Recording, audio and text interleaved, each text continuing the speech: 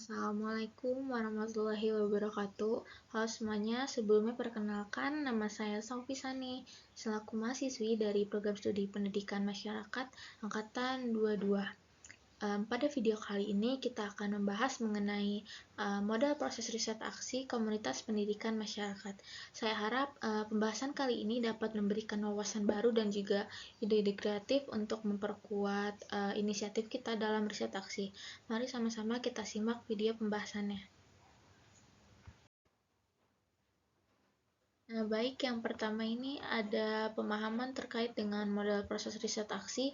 Jadi model proses riset aksi ini dimulai dengan melakukan identifikasi masalah dan penetapan tujuan di mana anggota komunitas itu berkumpul untuk mengidentifikasi keprihatinan bersama dan menentukan tujuan yang jelas. Nah, tahapannya itu ada tahapan perencanaan dan implementasi ini mengikuti di mana rencana aksi komprehensif dikembangkan dan diimplementasikan bersama. Selanjutnya, pengumpulan, analisis, dan refleksi data berkelanjutan menjadi pusat dari proses dan memungkinkan evaluasi dan juga identifikasi area perbaikan. Akhirnya, evaluasi dan diseminasi ini menjadi tahap akhir di mana hasil dari tindakannya ini direfleksikan dan pelajarannya dapat dipetik untuk kontribusi bersama. Yang mana model ini itu menekankan pentingnya adanya keterlibatan dan kolaborasi berkelanjutan antara peneliti dan anggota masyarakat untuk serta memastikan penelitian ini relevan dengan pengalaman hidup dan kebutuhan mereka. Prinsip-prinsip kolaborasi, refleksi, dan tindakan ini memungkinkan transformasi sosial melalui pemberdayaan dan keterlibatan masyarakat, serta menciptakan lingkungan yang lebih inklusif dan juga adil. Baik, untuk selanjutnya ada landasan penelitian dalam riset aksi. Yang pertama ini ada dasar filosofis. Riset aksi mengambil inspirasi dari teori kritis, pragmatisme, dan konstruktivisme, yang mana ini menekankan pentingnya solusi konteks spesifik dan juga partisipasi aktif dari individu dan masyarakat dalam proses penelitiannya. Lalu yang kedua ada prinsip partisipasi demokratis, yang mana riset aksi ini menekankan partisipasi demokratis, keadilan sosial, dan pemberdayaan. Yang mana riset aksi dalam prinsip partisipasi demokratis ini memprioritaskan kolaborasi dialog dan pengambilan keputusan bersama untuk mendemokratisasikan proses penelitiannya. Lalu yang ketiga ada metodologi berulang, yang mana riset aksi ini mengikuti siklus yang berulang termasuk perencanaan, tindakan, pengamatan, dan juga refleksi. Yang mana metodologi berulang ini memungkinkan penyesuaian dan perbaikan iteratif berdasarkan umpan balik dan juga wawasan yang muncul dari proses penelitian. Lalu yang keempat, selanjutnya ada pendekatan partisipatif dan kolaboratif.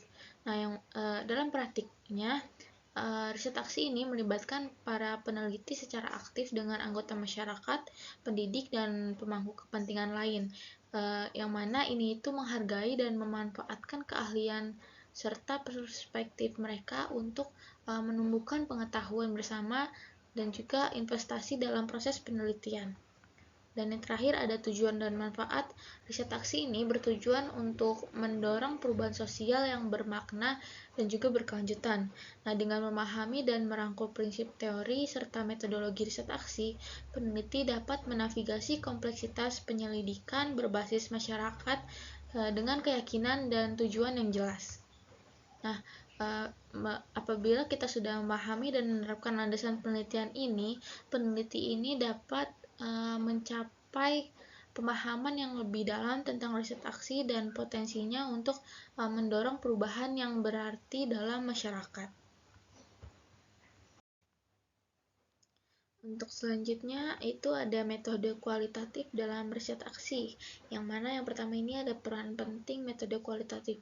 Jadi metode kualitatif ini menawarkan wawasan mendalam tentang kompleksitas pengalaman manusia, interaksi sosial, dan dinamika budaya dalam riset aksinya, khususnya itu dalam pendidikan masyarakat, yang mana metode ini memungkinkan peneliti dapat mengeksplorasi dan memahami fenomena dari sudut pandang subjektif dan juga kontekstual. Lalu yang kedua ada kekuatan metode kualitatif.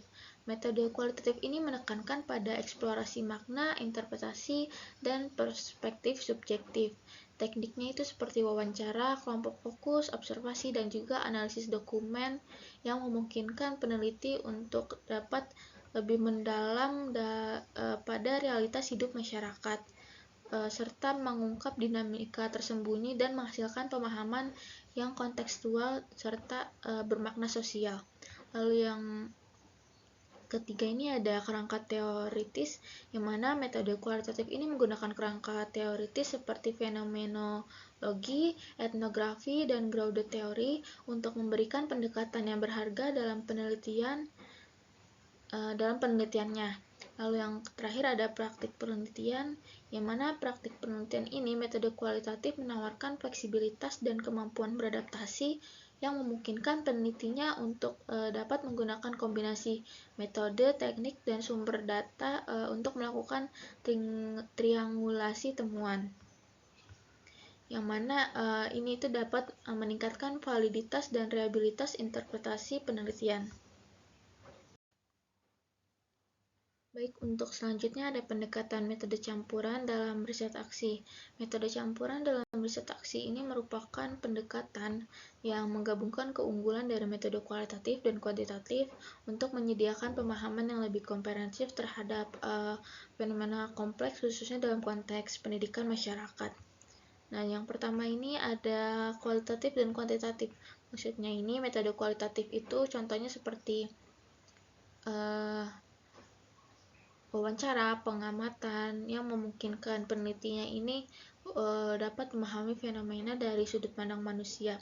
Sedangkan metode kuantitatif itu contohnya seperti survei dan analisis statistik yang memberikan bukti-bukti numerik tentang fenomena tersebut.